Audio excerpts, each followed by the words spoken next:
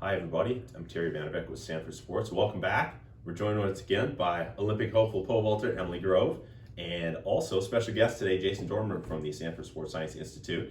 If you recall from the last time we chatted, Emily was here at Sanford Fieldhouse doing a sweat test, trying to find all those 1% that she can to earn herself a trip to Tokyo and maybe a place in the medal stand. So the thing that you did with us last time was the sweat test. When the environmental chamber, if you recall, we cranked up the heat and humidity. Jason was in there getting the heart rate going and then checking the sweat through the sweat patch, and now we've got the results. So Jason, if you could, one of the cool things about the sweat test is, well, there aren't that many of them available nationally, so this is one of the few places you can walk in off the street. You don't have to be an Olympic caliber athlete to do this. Also, one of the things I really like about it is even if your results are sort of average or they don't point out any major issues, there definitely learns from this. So give us one of those examples with Emily. Emily was sort of, and we're releasing the information with her permission. Emily was sort of unextraordinary in her results. Yeah. But there's certainly some learns. Walk us through what are one of those learns that Emily certainly, but other people could get from a sweat test, even if they don't, have issues from it. Yep. So anytime we're working with athletes, a lot of times they want to know what their sweat rate is. Sure. Because we all sweat a little bit different. Some may be very high sweaters, salty sweaters. So the sweat test allows us to look at that individual's own numbers. So for Emily, like you said, very average in a good way. Yeah. So she probably will not have any issues with muscle cramping or anything related to that. She's got a sweat rate of just over 1 liter per hour, which is kind of low on what we would consider from a sweat rate standpoint. Sure. Jason and his crew, they've got data on different sport, different genders, different ages, different levels, so they use that to figure out where does Emily fall into that scale. That's exactly right. So we'll see sometimes as low as half a liter per hour, and then we've seen the very, very extreme where somebody has lost over 4 liters an hour. So she kind of follows in that very low regimen. Sure. But one of the things that we noticed, or I noticed from Emily is, yes, she only lose 1.22 liters, but she drank about, excuse me, about 0.5 liters per hour. Sure. And 1 hour of exercise, that's not going to have probably performance decrements.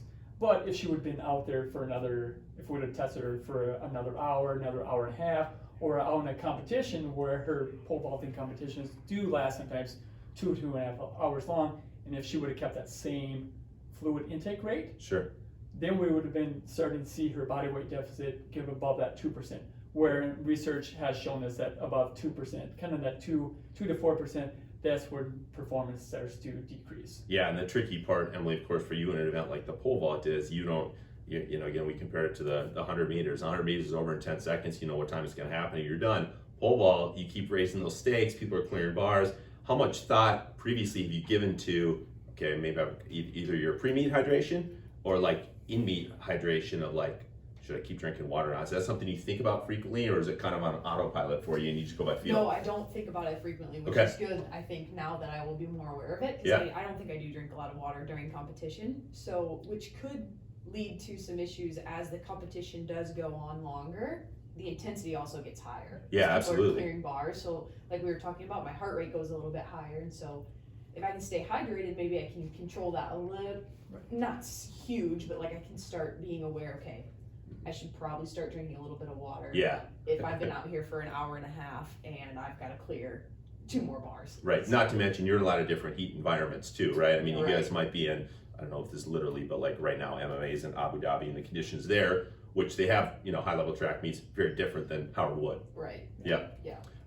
So what do you do with this information now? That's always the thing, right? It's Jason and his crew do an awesome job of getting you information, education, and now it's up to you, the athlete, to know sort of like what to do with this. Certainly in conjunction, Jason doesn't give you this info and then walk away.